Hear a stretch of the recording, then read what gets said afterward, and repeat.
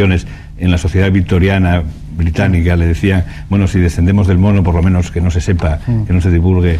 Bueno, a mí lo que me ha mucha leyenda y mucha tontería también, ¿no? Lo que me preocupa, una cosa que suele ocurrir en los aniversarios, y me preocuparía que pasara en este, es que al final pasara el año y al final nadie hubiera leído a Darwin, cosa que no sería de extrañar.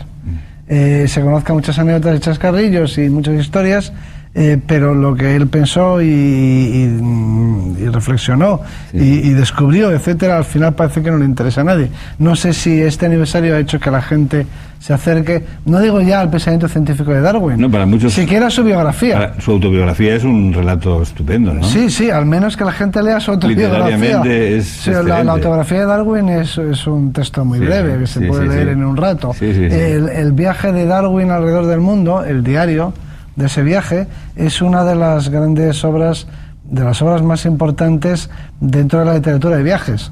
O sea que al margen de sus teorías evolutivas, que no están reflejadas en ese libro porque es anterior a su desarrollo y a su publicación, es un libro que se lee con muchísimo agrado, lleno de descripciones de los pueblos, de los paisajes que conoció, y una fuente de placer.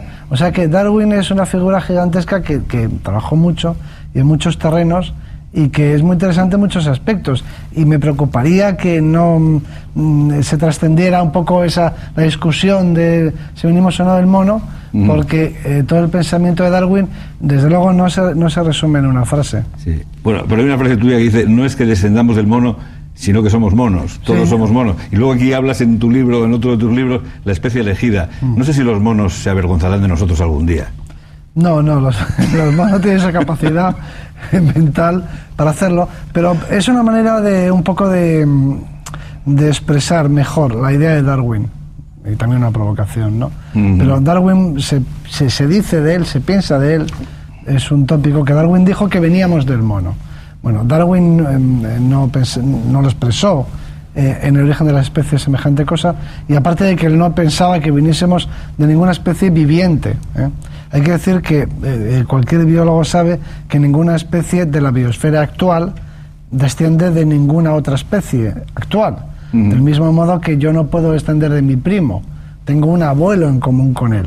Es decir, que Darwin lo que vio fue una codescendencia o una descendencia con antepasados comunes, simplemente. Pero la forma, yo creo, mejor de expresar, utilizando una frase que él nunca usó, pero que yo pongo en sus labios. Si Darwin tuviese que resumir su idea respecto del hombre, pues quizá fuera esa. No es que vengamos del mono, como si eso fuera un pasado que ya hubiéramos dejado atrás. Es que somos monos, ahora. Cuando se datan en los yacimientos los hallazgos que encontráis, los hallazgos que realizáis, esa precisión con que se habla de 800 millones de años, 4.000 millones... ciertamente hay un escepticismo en la opinión pública sobre esto, ¿no? Sí. Hay medios tan precisos. Es muy curioso, porque eso es lo más fiable, en eso es en lo que tienen que creer más. Eso sí, ¿no? Es decir, que cuando decimos que por los sedimentos, por... Sí, hay métodos físicos... ADN... No, por el ADN no, pero tampoco quizá merezca la pena que nos detengamos, pero métodos que se basan en relojes naturales. Vamos a hacerlo de este modo. Explícanos un poco eso. No sé si atreverme, porque requiere... Tiene cierta complejidad. Que todos somos muy niños ante estas maravillas, ¿no? Bueno, pues básicamente hay elementos radiactivos que se transforman en otros a un ritmo constante. Entonces nosotros podemos ver simplemente lo que queda del elemento original y qué porcentaje o qué fracción del elemento original se ha transformado, y cómo se transforma a un ritmo constante en el elemento hijo, vamos a decirlo así, el elemento padre transforma en el elemento hijo, pues entonces así podemos apreciar cuánto tiempo ha pasado, ¿no? Si queda mucho del padre y si hay mucho del padre y poco del hijo, ha pasado poco tiempo. Si hay mucho del hijo y poco del padre, pues ha pasado mucho tiempo. De manera que tenemos una gran seguridad. El marco cronológico, que era una de las cosas que Darwin, por ejemplo, no tenía, y que eso es un avance de la ciencia que se ha producido en los días de mi vida, o sea, que pertenece a nuestra generación, ¿no?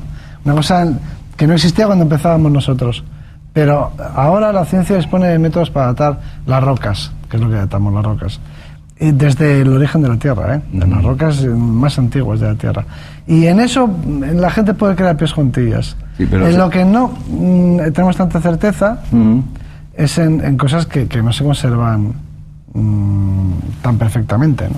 Pero se puede fijar, por ejemplo, un momento exacto o casi exacto en que el hombre descubre el fuego, en que comienza a cocinar los alimentos. Pudo haber descubierto el fuego en el planeta en 10 sitios a la vez, ¿no? Bien, pero eso no es un problema de los métodos de datación. Es un problema de la complejidad del descubrimiento. Efectivamente, podemos fechar un yacimiento concreto, el fuego de un yacimiento concreto. Es decir, aquí, en este hogar tiene 300.000 años, que es más o menos cuando se generaliza el fuego. Ahora, los problemas históricos, que son los que estudia la paleontología, esos no los resuelven las máquinas. Es que los aparatos no resuelven los problemas científicos, son herramientas. Los problemas científicos los resolvemos los científicos, o por lo menos lo intentamos, pero las máquinas que tenemos en los laboratorios no se utilizan para resolver problemas, sino para aportar datos que son útiles para la solución de los problemas. Es decir, el problema de cuándo y cómo se generalizó el uso del fuego, no hay máquina que lo resuelva. Tenemos que ser los paleontólogos los que lo resolvamos. Las máquinas se limitan a datar o a fechar o a analizar. En Estados Unidos y en otras sociedades se registra un gran auge del creacionismo, de las doctrinas creacionistas. No sé si Darwin y tú sois compatibles con Adán y Eva, o si estamos ante una fabulación, ante un relato más bien literario y fantástico. Bueno, no, con Adán y Eva por supuesto que no, porque nadie, en fin, yo creo que en su sano juicio defiende la literalidad de la Biblia. Es decir, que la creación se ha producido en los términos en los que... En fin, no creo sinceramente que ninguna persona con un mínimo de formación y educación crea semejante cosa. De manera que los grupos que promueven este creacionismo o la creencia a pies juntillas en la doctrina de la intervención divina directa, o sea, de que los que defienden que incluso que se explique a los niños que las especies han sido creadas tal y como son ahora, ¿no? En un único acto, en fin, de creación, y que luego no han sufrido cambios. Eso es directamente, es un error, o es una falsedad, o es una mentira. Y me gustaría añadir algo más, y es que no tiene nada que ver con nuestra tradición europea, ni siquiera con nuestra tradición cristiana.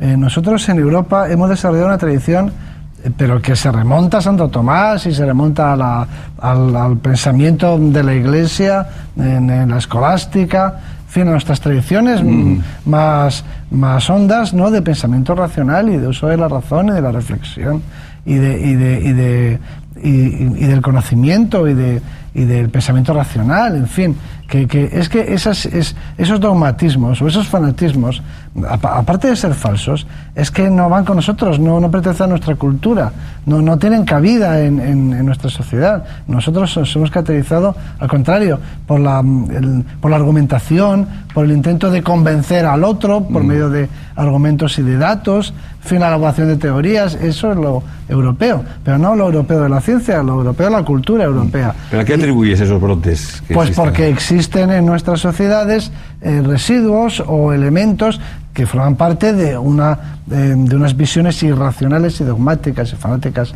de la existencia, que aparte de ser muy peligrosas para la convivencia y para nuestros valores europeos, occidentales, es que encima no tiene nada que ver con nosotros. Nosotros nos hemos caracterizado los europeos, quiero decir, con nuestros problemas y nuestros conflictos, pero nos hemos caracterizado por la argumentación, la discusión, la racionalidad. Esas otras cosas no son ajenas a nuestra forma de ser, a nuestra cultura, a nuestros valores, a nuestra idea de la sociedad, a todo.